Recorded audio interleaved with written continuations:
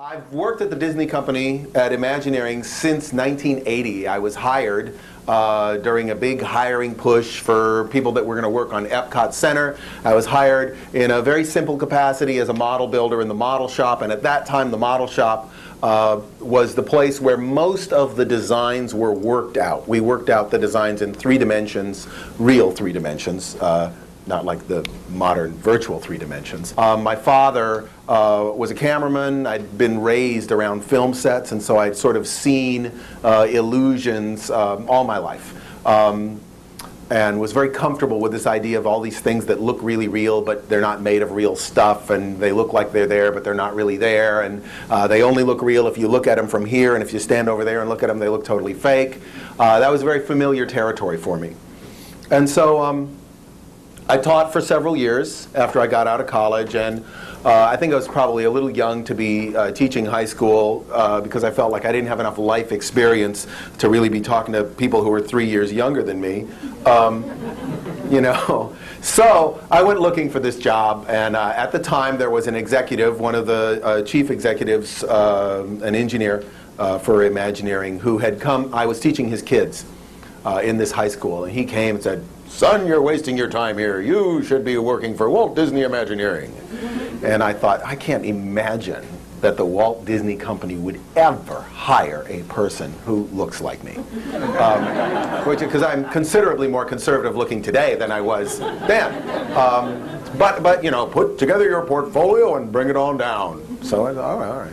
And at first I thought, I'm not going to do that. It can't possibly be real. About another year working at the school, and you know, if you've been involved with education and the arts, you can imagine there's only so much humiliation you can take. You know, my first year teaching, I taught in a closet. I taught art in a closet with no windows, no sink, no cabinets, about the size of one of these rows back 2/3 of the way, you know, and of course they dump all the problem students into art class, who I loved. I thought they were great, but it was a little too small of a space to be locked up with them. So after a while of that, I thought, you know, I'm ready to try something new. I'll put my portfolio together. I'll send it in there. I got a job in the model shop, and I started working. And my first job was on the Mexico Pavilion, and I developed the pyramid. When you go inside and you see the pyramid that's across the water, I worked on that. Some elements within the ride. Worked a lot with Herbie Ryman, who's an old Disney legend. And so I was there for a while doing a variety of things. As I said, I worked on the Mexico Pavilion. I worked on the Norway Pavilion. I played the Dreamfinder in that little Dreamfinders theater blue screen thing. You know, all kinds of things. And I found myself, as the years developed, sort of ending up working on a lot of kind of non-theme park, off-brandy kind of things. And towards the end of that period of time, we built the Adventurers Club, which was the first thing that really I was in charge of as a designer, was the Adventurers Club, which, you know, has weird similarities to Animal Kingdom in ways, if you really think about it, in that, you know, it has a lot of real stuff in it. You know, it has this kind of global culture thing. It has this kind of subversive counterculture thing. There are a lot of interesting themes that I wouldn't have been aware of, that now you stand back and go, oh, that's kind of interesting. Michael Eisner, not me, Michael Eisner has this idea that we should do a park about animals. And he didn't have a very strongly formed notion other than people love animals, people love Disney, Disney animals, you know, we've got the Magic Kingdom, we should have the Animal Kingdom. End of story. And a group of business analysts had taken that mission, and they'd gone out and they'd spent, you know, a tremendous amount of money and about a year's worth of time analyzing this proposal, and come back with a 400-page document that basically said, don't do this. This is a bad idea. You know, there's too many zoos in the country already. They struggle for money. They're subsidized by cities. They're subsidized by volunteer labor. They're, you know, everyone can go visit a zoo in their own hometown. Why would they fly across the country to go to another zoo? It's difficult to acquire the animals. There's liability issues, blah, blah, blah, blah, blah, blah. A million reasons why, you know, you don't want to build another zoo. So we got this 400-page document. And I thought, and I got this mission of, think about this idea about this animal thing. We got to do something. And so my thought was, well, I have this, document I could never afford to pay for. It had focus groups. It had, all this math and stuff like that. And it basically describes everything not to do. If you do anything in this book, someone's going to say no. So don't do the things that are in this book. And so we directed the thrust of the development of the park to definitely be a theme park, which ended up kind of surprising for me because I hadn't really worked a lot in theme parks. I'd been working in all this off-theme park stuff. It took a long time to get real serious backing. I mean, we started in 1990 and the capital authorization was signed in 1995. That's kind of a long development cycle. And then it just started getting built. What we did, which was kind of sneaky, you stand up and say, we can do this. Why, we can make this a unique and interesting park, and it will be wonderful, and it'll have live animals, and it'll have make-believe animals, prehistoric animals, science and conservation. And then the very next thing we have to do is stall, because we know nothing about live animals, dinosaurs, conservation, right? But we do know about theme parks and fantasy. So the first thing we did was develop the most Disney-like branded aspects of the park for about 6 months. And we'd vamp on the other stuff. Well, we said, just in case you were worried that this thing couldn't be Disney branded and it couldn't incorporate these ideas that you're familiar with, and they feel safe and they feel like something that we know we can own, look at all these rides and attractions you could do in this park about animals that have either to do with existing Disney fantasy animals that we know, animal characters we know and love, subjects we've already handled. So we did all that. Meanwhile, we're traveling all around the country, going to zoos, meeting and building a network of supporters within the zoological and conservation community, finding out what we don't know, who do we need to know that from, building a network of advisors, and both there and then with the dinosaur thing as well. And then trying to figure out the whole live animal experience safari aspect of this thing. And so we sort of proceeded backwards through the development of the park, where the safaris were the last thing that we developed, when we really felt like now we had a network of support, we had advisors, we had technical knowledge. It was probably a year and a half before we really got down to defining those safaris in any kind of detail, while we got all this other information. You guys have probably all heard the tiger story. I'll tell you the true tiger story. So now when someone else tells you that I rode into a room on a tiger and it jumped onto the conference table, you say, that didn't really happen like that. Okay, here's what happens. And this happens to projects all the time. You have to understand, there's these real spikes and valleys in the development of a project where there'll be a 6-week period when everyone is talking about your project and it looks like it's going to happen and everything's lined up and the stars are aligned and you're going to build it. And then there'll be this valley where nobody's talking about your project and it's never going to happen and everyone's depressed and it's not going to happen. And then there's another peak where, no, now the stars are lining up again, our projects are going to get built. And it just goes on like this. We're in one of these things where this slowly has emerged this buzz that is, well, are animals really that interesting? What's so interesting about animals? Maybe animals aren't that interesting. Maybe it's not that interesting to just look at animals. Are animals exciting to look at? Maybe they're not exciting to look at. Thinking, how did we get here from the basic premise of, animals, Disney, let's build a park? So we thought, okay, we're going to need to effectively demonstrate that animals are inherently interesting and exciting to look at, especially when the sense of containment of the animal has been, minimalized. You don't really have a strong sense that you're looking at a caged animal or a bounded animal. And so we contacted one of the people that supply animals for film shoots, and I want, incidentally, just one lesson in navigating the world of a corporate environment. We did not tell anybody that we were doing this. Nobody knew we were doing this. Because, of course, what would they say? They would say, absolutely. So, therefore, they could not know. And they did not know. And they are free to this day of any liability associated with this decision. So, you know, the meeting's going to happen. It's all about the safaris. Michael Eisner, Frank Wells, everybody else. You can imagine this army of people come in, they sit down. So I'm standing just like I'm standing in front of you, and I start my rap about the safaris and animals, and there seems to be this issue of, is it interesting, blah, blah, and I want to remind you that you're going to see these animals, and you won't really perceive them as being in cages, you won't really perceive them as blah, blah, blah. While I'm saying this tiger comes in the room behind me. Now the tiger's on a chain, but really, is that going to stop the tiger? No. That's for psychological comfort. But the tiger just walks into the room behind me, right? Everyone sees the tiger. I never see the tiger. I never saw the tiger. I was talking. I'm talking, blah, blah, blah, blah, blah, blah, blah, blah, blah. Tiger comes in behind me, sits down over there, like peripheral vision, maybe I see the tiger, sits down, scratches himself, gets up, walks out of the room.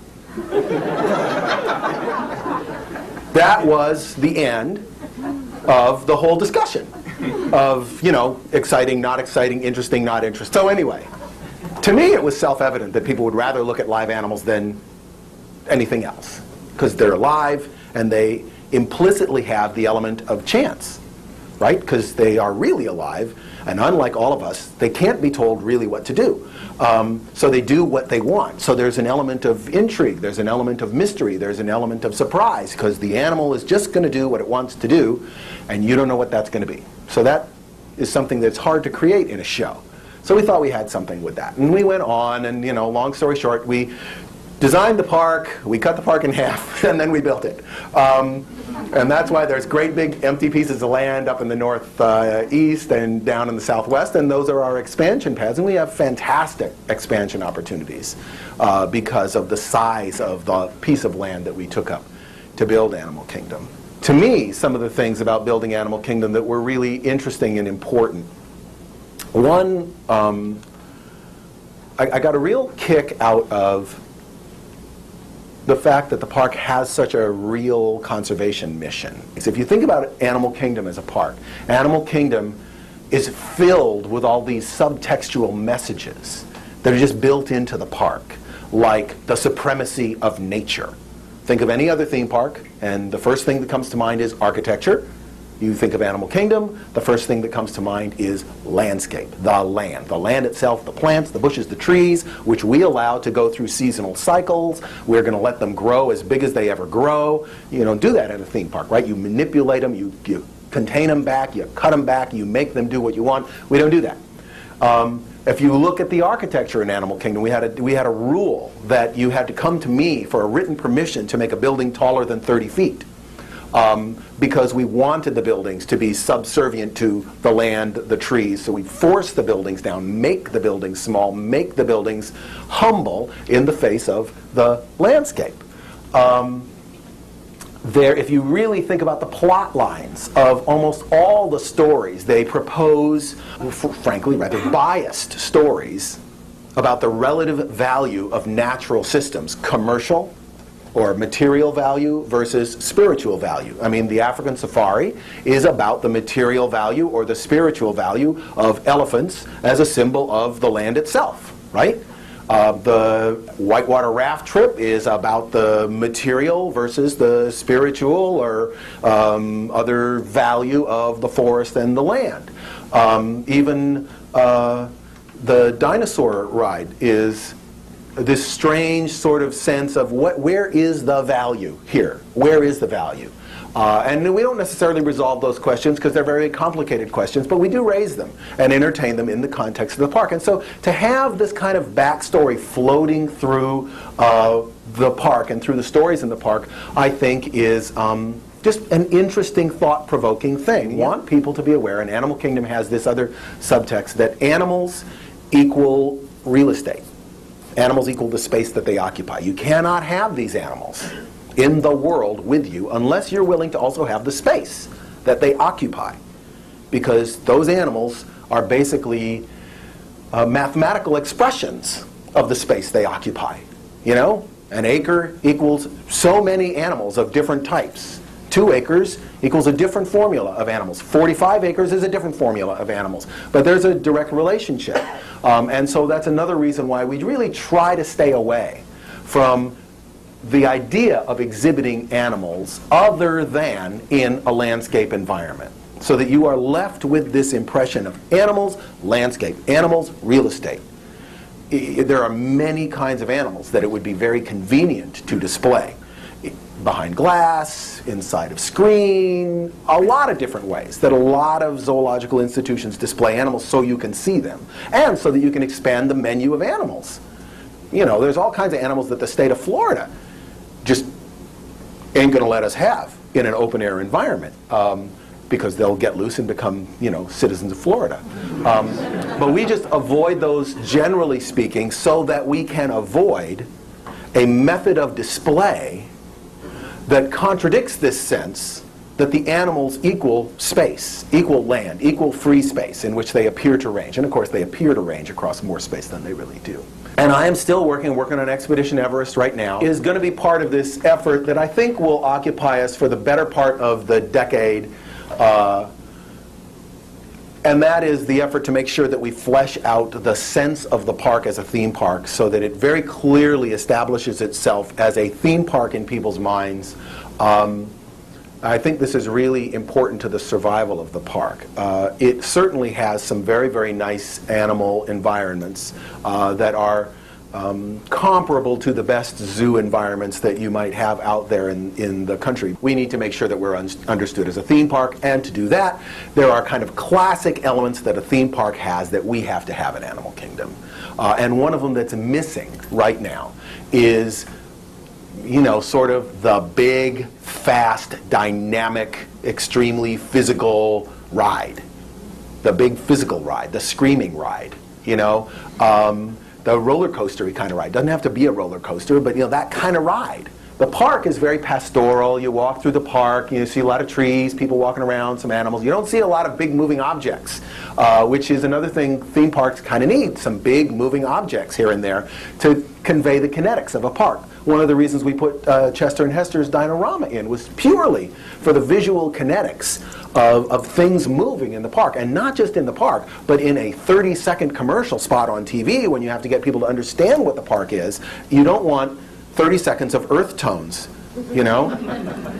You know, olive green and, you know, it just doesn't work. So there's a conscious effort going on here to expand the menu of the park and to expand the richness of what it offers. And Expedition Everest will be part of that. Big, big mountain, looks like the Himalayas. You're going to go up in a train. You go really fast. The Yeti's up there. The Yeti is the actual Tibetan belief about the Yeti is that the Yeti is the guardian of the sacred reaches of the Himalayas. And so the Yeti's job is to drive us out of the mountain because we shouldn't be there. So our story, again, this is right in line with every other Animal Kingdom story. It is about the sanctity of the limits of borders of human intrusion, right? Are you or are you not meant to go into these mountains? Are you meant to commercialize access to these mountains? The answer in our ride is no. No, you're not. You're not supposed to go there. You just let it be. So we actually, this is another kind of interesting thing. We very rarely in the theme park environment do you actually take such a strong advocacy stance as we do in this park. This park's pretty lefty kind of park when it comes to environmental issues and, you know, land use and stuff like that, which is just kind of interesting. I think that slipped under the thing. Nobody really noticed as it went by. Wasn't that a communist? What was that? You know? So here it is. So anyhow. And we're sculpting the Yeti, who looks really good. There's samples. You see samples out by our trailers out back and out behind Asia, all kinds of different samples of rock work. There's some funky things. Because the mountain represents the Himalayas, the forced perspective of the mountain is tremendously in excess of any forced perspective we've done before. If you think about, well, the Matterhorn, for example, is the Matterhorn peak simply reduced by down to something like a quarter scale. Something like that. Pardon me. I think 1-inch scale. Whereas what we're doing is forcing you to believe, as you look at this mountain that's 200 feet tall, you're supposed to believe that the peak of that mountain is 20,000 feet tall. Because that's how tall these small Himalayas with no names are. They don't have names when they're 20,000 feet tall. I mean, I remember hiking. I'm hiking in the Himalayas, and there's this giant mountain with, you know, the spindrift coming off the top of it. And I turn to the Sherpa, what is that? He says, Himal Sano Nam China. What's that? That small mountain, no name. Damn, you know? So anyway, so 20,000 feet in 200 feet, and you can't even start diminishing the scale until you're below the level where the train comes out, because the train is full size, so the rocks around the train have to be full size. So you're starting that scale drop off above that. You have a lot of thousands of feet to make up in the remaining 100 feet or so, right? And so it gets to the point where the sculptors are basically going to be doing miniature work on that mountain, as if they were doing a movie miniature, you know, tiny little cliff with tiny little pieces of snow stuck on it, a tiny little glacier the size of a loaf of bread on this giant mountain that's spread out up there. And that's going to be kind of neat to see. That's a different look that I think is going to be really kind of interesting.